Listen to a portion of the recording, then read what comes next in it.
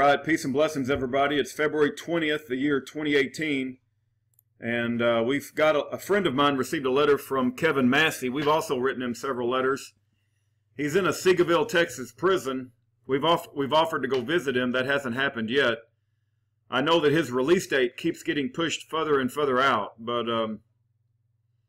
here's the letter, and I wanted to read it to you guys. I think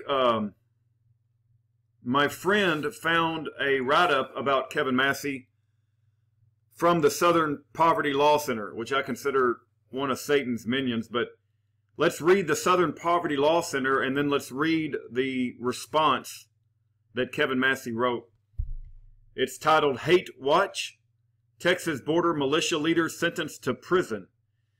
January 6, 2016. Felon Kevin Casey LYNDEL Massey of Rusty's Rangers, who ran a vigilante style that was marked out. All of these additions here, I believe, are done by Kevin himself. So he doesn't consider himself a vigilante style border patrol operation, sentenced to prison for firearms violations. A Texas militia leader, part of a group that vowed to shoot or arrest, and then Kevin marks out and just puts the word stop.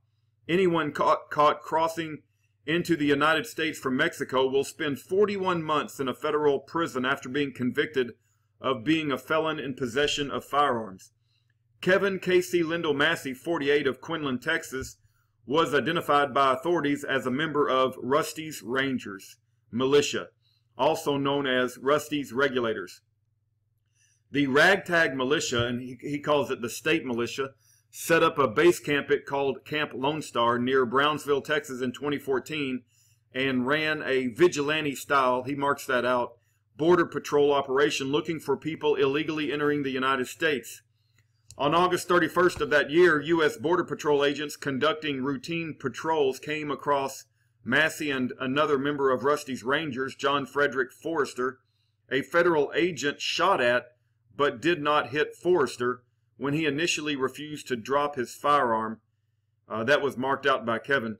After that incident, agents searched Massey's motel room and discovered 2,600 rounds of ammunition and legal tannerite, and they just put ammonium nitrate, and fuel, which he marks out, which investigators said could have been combined to make a deadly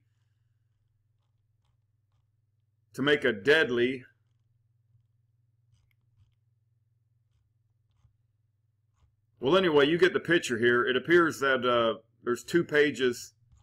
You can kind of see where Southern Poverty Law Center is pushing this, and they're trying to make Kevin Massey out to be a dangerous militiaman who would have the gall to patrol our border and to try to stop illegal immigrants. So here's what my friend wrote to Kevin. I found this on the internet. Would you like to shed light on how much of it is untrue? Here's what Kevin wrote back. SPLC is one of the most racist, biased hate groups on the internet. Their story was embellished to create and promote their agenda.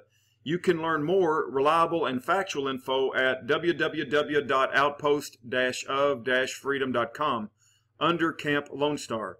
We also have videos on youtube.com you can find by searching KC Nunya, N-O-N-E-Y. I had a previous felony conviction from 1988 when I was 21 years old. I had not been rearrested for any crime in almost 30 years until this episode. I am and was legal under Texas laws to own and possess firearms. I am still under appeal in federal court. The federal government doesn't have any jurisdictional authority over me or my actions. I am not a criminal. I am, however, being held as a political prisoner. So that's Kevin Massey's response to the satanic group that refers to themselves as the Southern Poverty Law Center. If you would like to write a letter to Kevin Massey, this is his address. I pray that you do take the time to write him a letter. Let him know that you care about him and tell him about the Lord.